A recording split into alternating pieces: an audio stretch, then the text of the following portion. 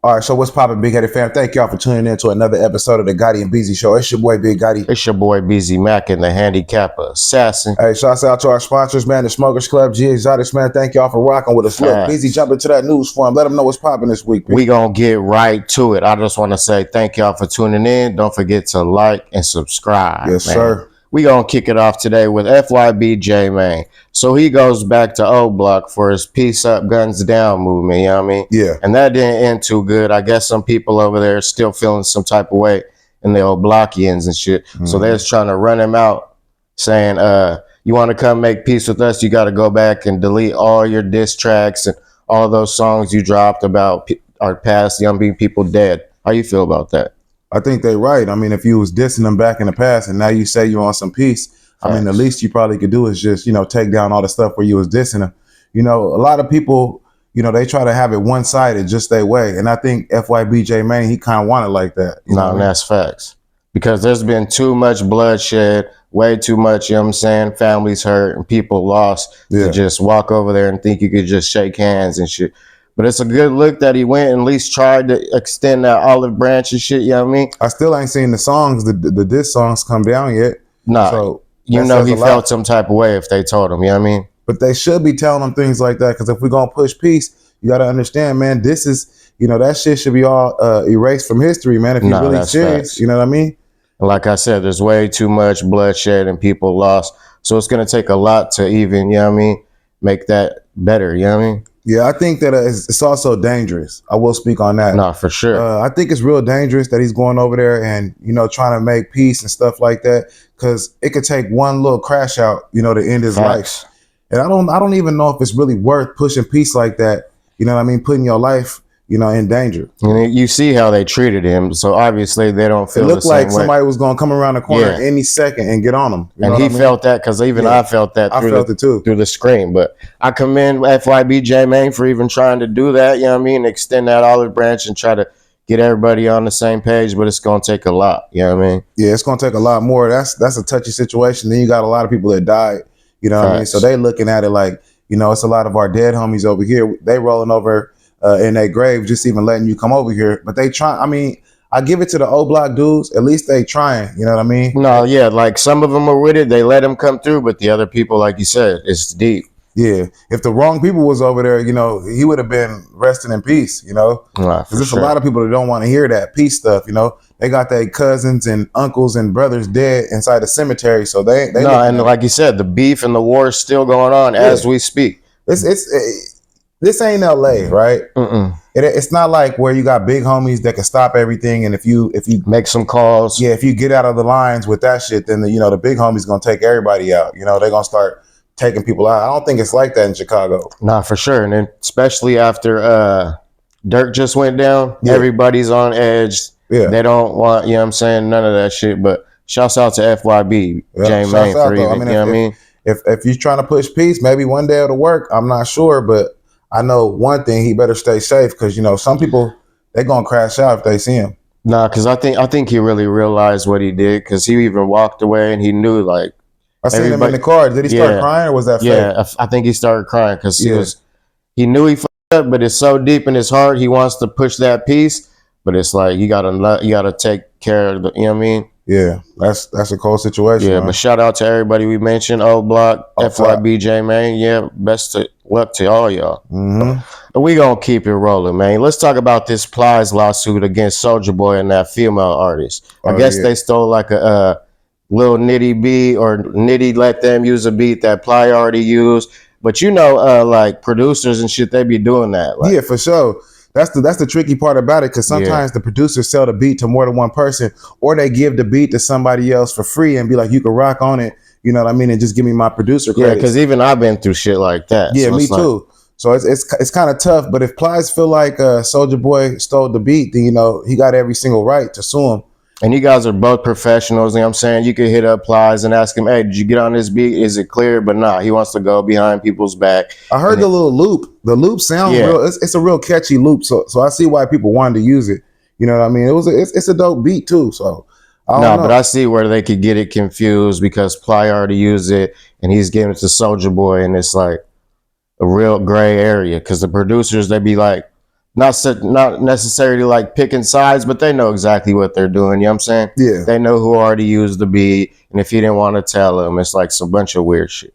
But I know one thing: if you use beats, they got to be cleared. So facts. hopefully, Soulja Boy don't get taxed for that. Yeah, we done made hundreds of hits, and we had to delete them because we didn't. You know what I mean, go the full way with the beat. Yeah, I done been there. So this is what they going through here. I hope everybody gets that. You know what I mean? Yeah. They put in. I don't think Plies gonna let it go. You know, Plies be going hard on everybody. He get in the car and he get to talking, man. So I don't think he gonna. Let he goes on his rants, and I haven't seen Plies for a little bit, so he probably need that money. And it's not just that; it's the principle. You know I was about to say, it wouldn't matter to me. Like I still need my money. You know what I mean? I don't care. Like especially someone trying to get rich off of, you know what I'm saying, my name, for sure. Principles is principles. You ain't finna be using my beat just thinking it's all right. It ain't smooth like that. You feel me? Yeah, but shout out to Plies and Soulja Boy, everybody, you know what I'm saying? I hope y'all settle your differences. Speaking of getting sued, we got Young Thug with another lawsuit against him for, I guess, selling his royalties in past years back. Yeah. But I guess it's coming back to bite him in the ass now that he's getting out of jail and shit. Yeah, I heard that he was using the songs or something like that. So, and I guess they got like rights to his performances and all of his concerts. They got first dibs on him or something. I guess they got to throw him. So the weird part about it is when you get a lump sum of money at the beginning of something, you know, you got to hold up to your end of the bargain. And a lot of people don't want to do that sometimes, you know. They feel like they can get over. You ain't lying. And a lot of people do that. Like they're in like a money situation. So they hurry up and sell all their royalties knowing they still have to, you know what I mean? Yeah. Pay those royalties off or whatever, what have be. But yeah, a lot of people do that. Like Justin Bieber, even Michael Jackson was buying people's royalties, like because they see that big, see that big bag. Yeah, so they be like, man, I'm gonna sign over all this. And the thing is, you take them millions, you know what I mean? Them people gonna have some kind of stipulations over you, and that's where it gets ugly for them. You know what I mean? And a lot of his songs are like big hits, like they're timeless hits. You can turn it on, that shit will still slap.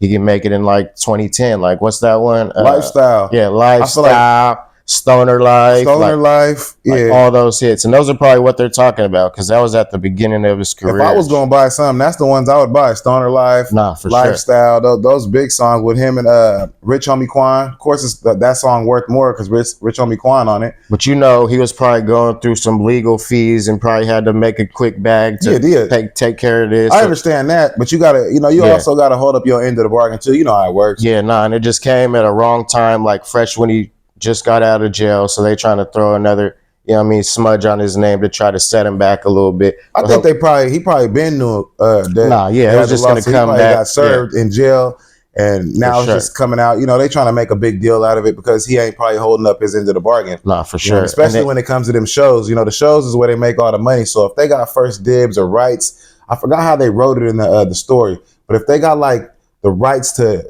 throw the concerts that he's in, you know, they're going to be mad if he do a show without involving them, you know what I mean? Because that's taken away from their bag. For sure. Yeah. But shouts out to Young Thug in this situation. Like, they knew he was walking on thin ice, so they just want to throw a little bit more weight on his shoulders, you know what I mean? Yeah.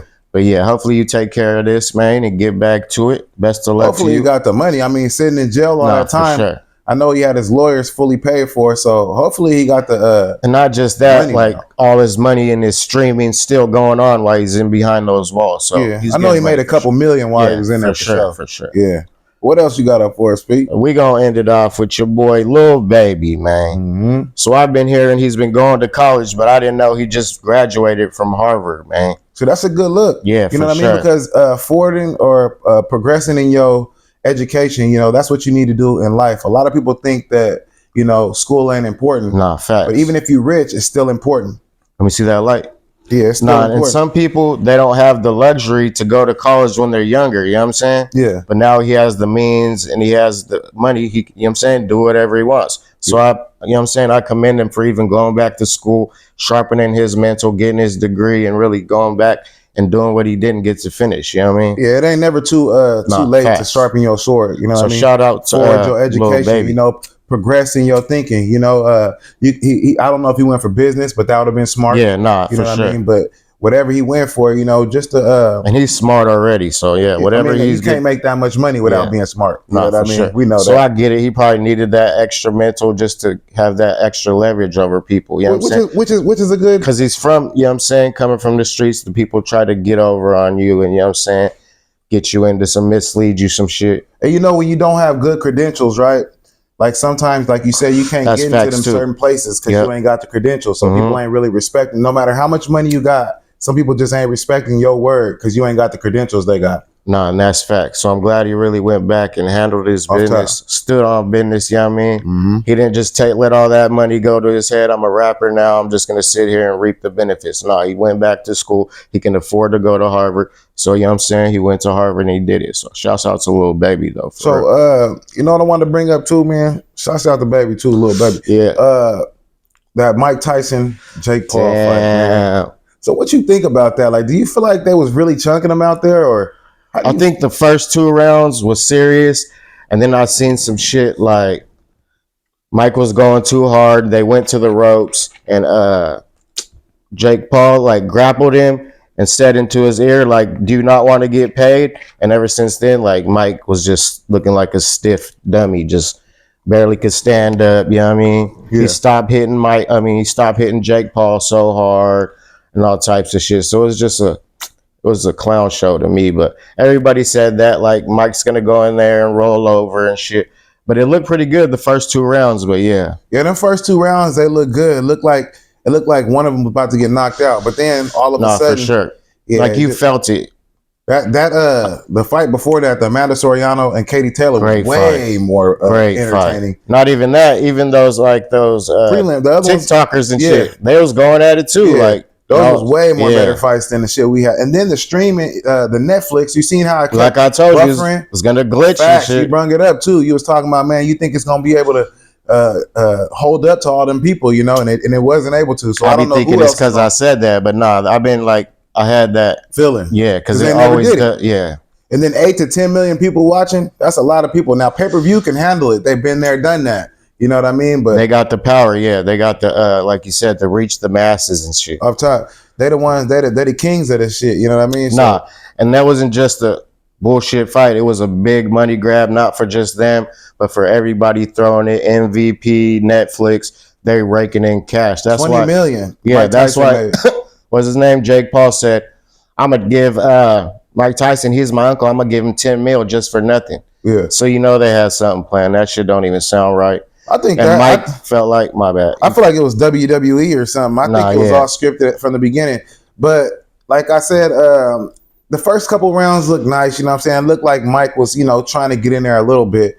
But like age took over after a while also, because no matter what, he started getting slow. You know what I mean? He started getting tired. Sure. And I don't know if he used all his adrenaline in those first 2 rounds, but yeah, he could barely stand up. Yeah. He was wobbly, and I was just hoping he didn't get knocked out. Yeah, I don't think Jake would have knocked him out. Like, even if he could, he wasn't gonna knock him out because he didn't. That's not what he went there to do. He didn't want to leave the villain. You know what I mean? No, he's an entertainer too at the same time. Yeah.